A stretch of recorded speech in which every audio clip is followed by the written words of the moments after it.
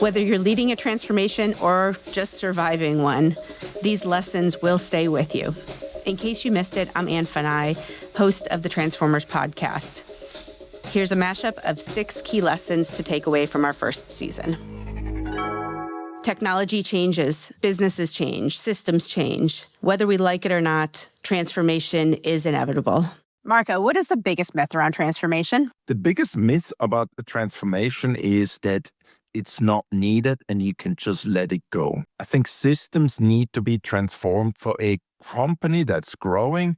It's key. You will run to a point and then it's inevitable. You got to do it. You got to commit to it.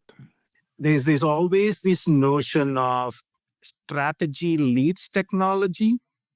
You go develop a strategy, then you figure out what technology is, and then you implement, and ultimately you operate. But the shift that you will see now is the technology is informing strategy.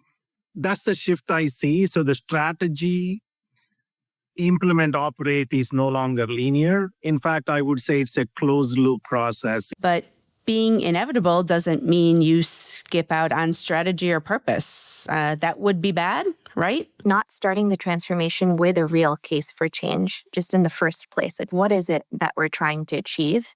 And I think this is where we see organizations continuously going through transformation because they can never close the chapter on a single one by saying, yes, we've achieved this metric, this outcome. Transformation may be inevitable, but that does not make it easy. Shifts are required in culture, thinking, behavior, and most importantly, you have to have trust to be successful. I really think that team building can't be underestimated as skills. So I think we tend to focus on the technical aspects, and I think team building is huge. And I think if I could say what are the core skills in that zone, I would say is really adaptability and collaboration and emotional intelligence. I think adaptability allows us to thrive and change. I think the other piece is actually not bringing along the people who are supposed to be driving that process change on a day-to-day basis. It's one thing to actually go in and change the function that you're trying to transform. It's a completely different one actually trying to do the system re-engineering of every process that system needs to engage with. The groups that build, support, create that technology are critical to the success of the organization. And then right after that are the teams that ultimately sell the technology to you and that can support that technology as part of our customer success programs. And in order to earn the trust needed to thrive, you have to give trust too. Trust demands transparency, data, ideas, needs, and blockers. And you cannot get that trust or transparency without clear communication. I think that communication, when coupled with data, is crucial to the success of a transformation. The ability to collect, store, analyze, and use the right data is absolutely critical to a transformation.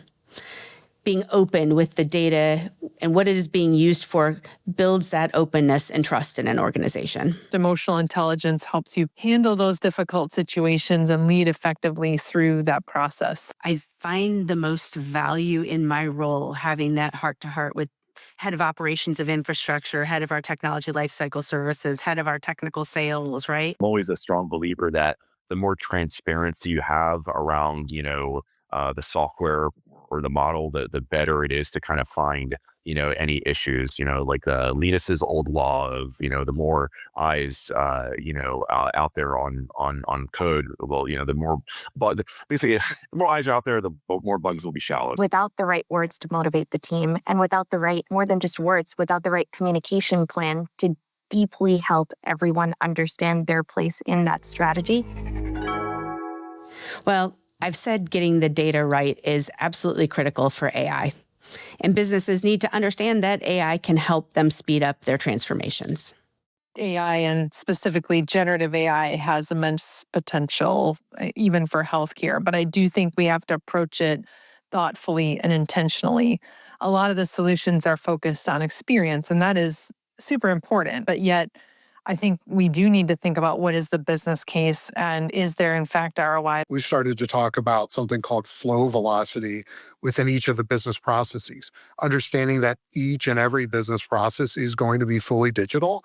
How do we start to measure that? What we're hoping to do is with tools like generative AI is really unlock that data and surface it directly in the clinical workflow so that we're better informing clinical care.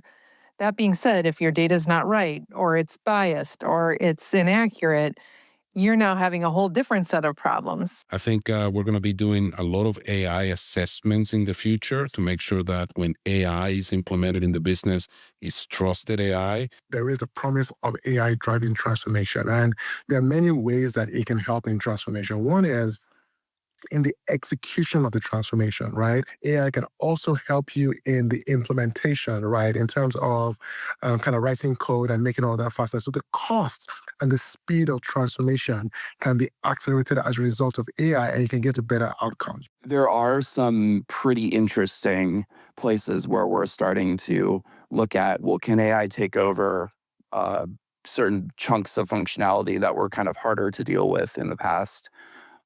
There's also, once they come on board, they come to us and say, well, all of our competitors have AI. And so we get to go through the questions of, well, is that actually AI? Or is that just them putting AI on their website and doing something AI adjacent or fancy, right? And half the time it is that, half the time it is actually AI. And so the other thing is, can we give folks guidance on how do we do that? And so one of the things that I spent a lot of time on last year was providing that guidance back to the businesses to basically say, all right, well, we're not going to be able to do like one thing that just anoints every product with AI. Iterating fast and learning from failures is absolutely part of a successful transformation. There are no quick fixes here. You do just have to trust the process sometimes. One of the biggest lessons I've learned is the importance of humility and resilience. I mean, look, failure is inevitable when you're pushing boundaries like we're being asked to do. But I also see there an opportunity to learn and grow. Endurance and execution. Everything else is PowerPoint and lip service. Are we focusing the right amount of our time on our technology platforms versus fundamental process transformation? So one of the things that we say at BCG is, in any transformation, it's the 10, 20, 70, where 70% of your time is actually spent on process. You put AI on top of a crappy process, it's just a faster running crappy process or faster running crappy systems that you should shut down. So you've got to really think process first. Some of my failures have taught me is it's good to design slow, it's good to iterate fast, and then it's good to fail faster so that you know what you need to go fix and sort of pull forward. CPIO actually, so Chief Process and Information Officer. The process is important to me, not because I like long titles, but really like I want to put the process first before the technology. Transformation includes humans all throughout the process. Some are leading the transformation, driving it. Others are receiving it. The most important thing is to stay curious and keep an open mind. Having the best possible team in place is key.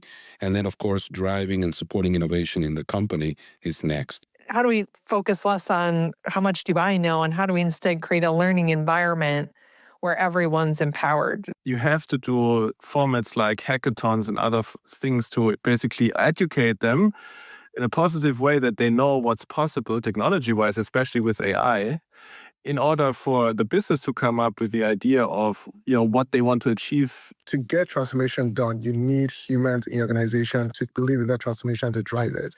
And then there's also, transformation is largely about humans on the receiving end of that transformation, and there's the change impact, or how they're going to feel, how they're going to embrace it. What are we both doing here? Yeah, and did you hear the one where two CIOs walk into a bar and only one comes out? That's not what this is. CIO, CTO, who's the bigger nerd? I mean, I have to think through that, but I think a CTO. And that's just because we got to dive into all the little nitty-gritty detail.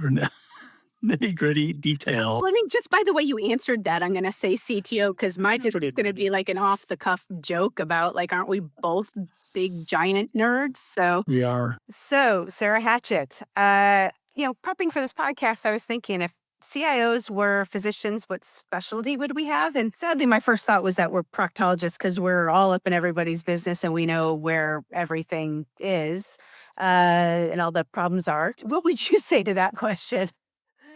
I guess I would have to go with an obstetrician because, we birth things into the existence. Like you have a 9 months of implementation period followed by a big go live. That was season 1 of Transformers in a nutshell.